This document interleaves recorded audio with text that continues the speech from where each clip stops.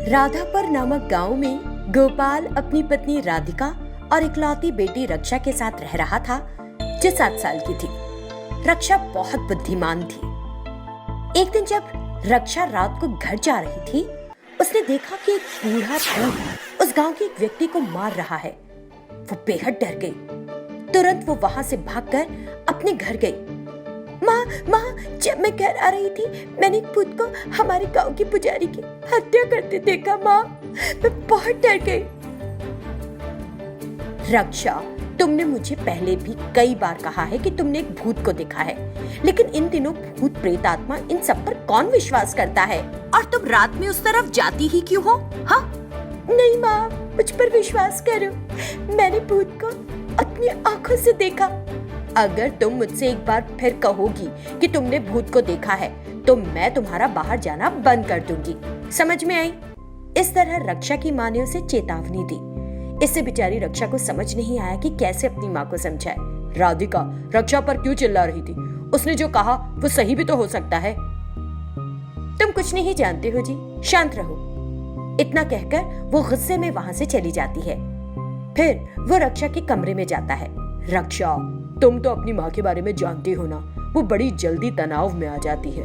कोई विश्वास करे या नहीं, मुझे विश्वास है कि तुम सच कह रही हो। इतना कहते हुए उसने रक्षा को सांत्वना दी। चलो कल हम पार्क चलेंगे, ठीक है?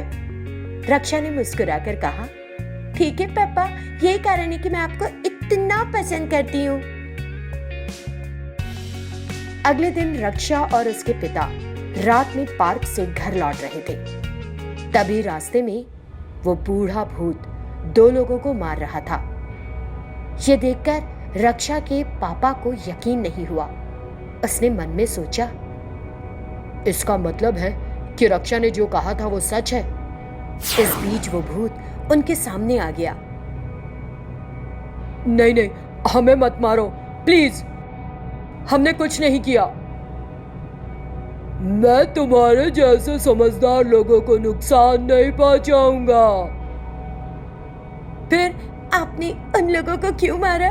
उन्होंने आपको क्या बिगाड़ा था? उन्होंने मास्क नहीं पहना था, इसलिए मैंने उन्हें मार दिया। नहीं तो वो पता नहीं कितनों को मारते।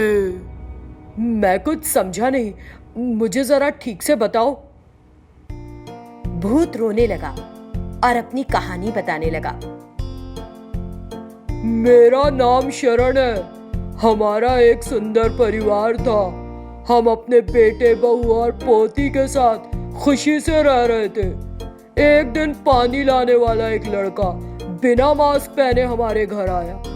मैंने उसे देखकर उसे मास्क पहनने को कहा।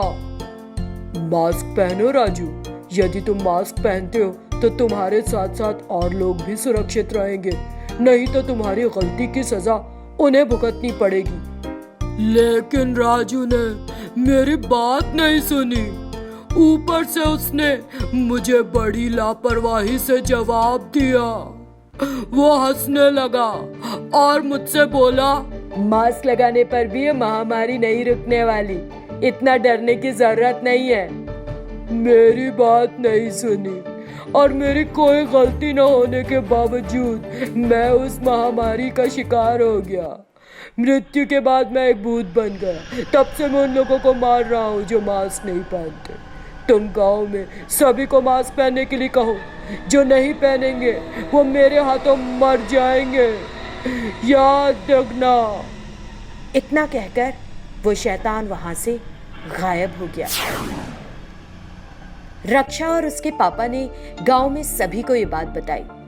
उन्होंने सभी को रेडियो, टीवी और सोशल मीडिया पर महामारी के बारे में पढ़कर, सुनकर, देखकर जागरूक रहने की घोषणा करी।